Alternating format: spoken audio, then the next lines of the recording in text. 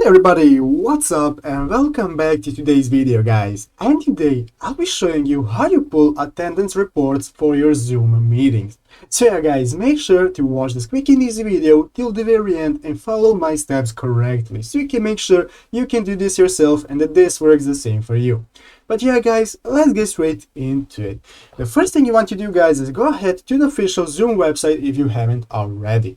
You can do that by going to Google, searching Zoom and clicking the first result, which is zoom.us, and this is the official Zoom website. Here guys, you want to go ahead into the upper right corner and click sign up to log into your account if you haven't already, or create a new account if you do not already have one.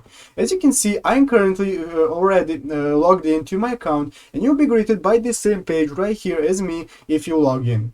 The first thing you want to do guys is go ahead and click this blue button in the upper right corner called My Account. Go ahead and click on My Account guys, and now this will open up your account options that you can see for editing your account, your options and so on.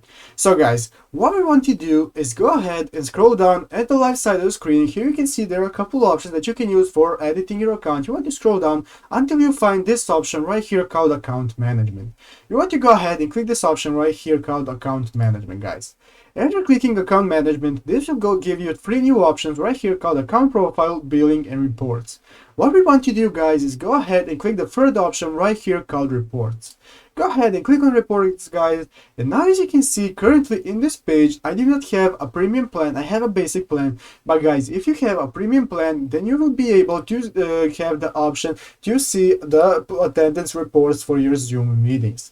If you want, you can go ahead and pay for premium, and then you will be able to have the option to see how many people and who attended your meetings.